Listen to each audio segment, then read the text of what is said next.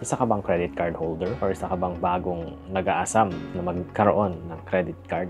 Well, nasa tamang channel ka kasi dito na channel, nag-uusapan natin yung mga credit cards. Tignan mo lang dito or dito yung mga videos ko about sa credit cards.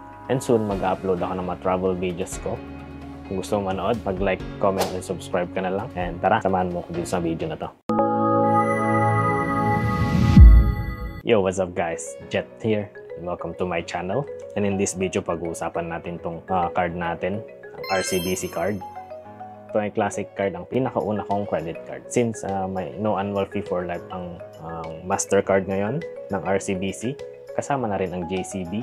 Ang mga no annual fee ngayon is yung Classic, Gold, Platinum, at pati yung World.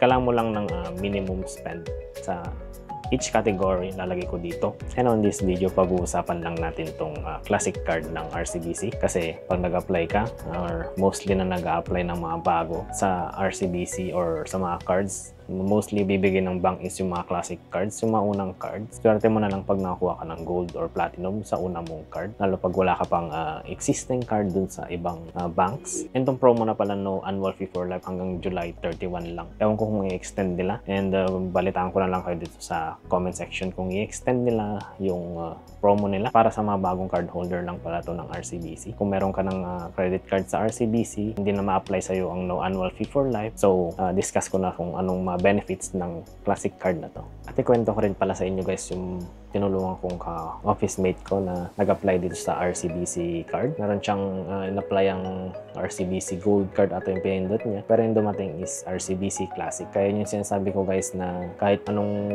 yung bank pa rin yung didikta kung ano ibibigay sa inyo, lalo kung bago kayong card holder. And swerte niya kasi naka no annual fee for life yung na-applyan niya. Kailangan niya lang i-meet yung minimum spend na nakalagay within 60 days. Kailangan niya magawa yun para hindi na siya magbayad ng 1.5 na annual fee yearly sa second year magsisimula. Yung pangalawang benefit ng card na to is meron siyang free din na travel insurance and protection. Pag ginamit mo tong card na to sa pag-book ng yung mga international travel.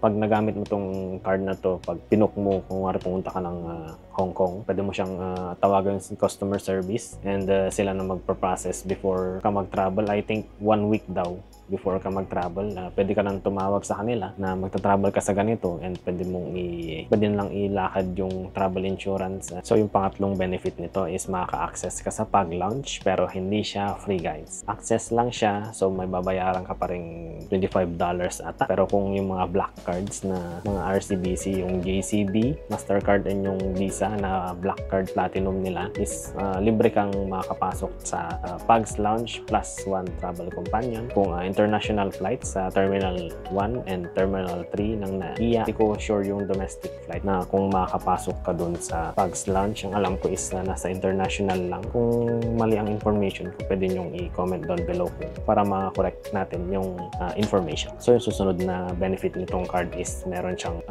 monitoring dun sa cellphone nyo. I-link nyo na yung card nyo dun sa RCBC Pulse app and makikita nyo na yung magkano yung na-spend nyo, kung kailan yung babayaran nyo yung mga monitor nyo yung mga nagastos nyo doon, kung magkano na lang ang limit nyo. Dahil no annual fee for life siya, kailangan mo lang mag-spend ng minimum requirements. Sa classic card, nasa 20,000 siya. Nasa gold card is 30,000 and sa platinum is nasa 40,000 and dun sa world is kailangan mo ng 60,000 para ma-waive yung annual fee mo for life. So hindi kasama ang only pay, yung mga cash advances, at hindi rin kasama yung mga ginagamit sa sugal, hindi rin kasama yung balance conversion. Hindi, lalagay ko na lang dito yung mga hindi kasama, yung mga exemptions. Yung points pala sa RCBC is non-expiring siya and mag-start sa 3,300 ang minimum initial points mo na kailangan para makapag-redeem ka ng any rewards nila. So parang kunwari magre-redeem ka ng air miles, 5 RCBC points equals 1 air mile. At pwede rin yung RCBC credit card points mo,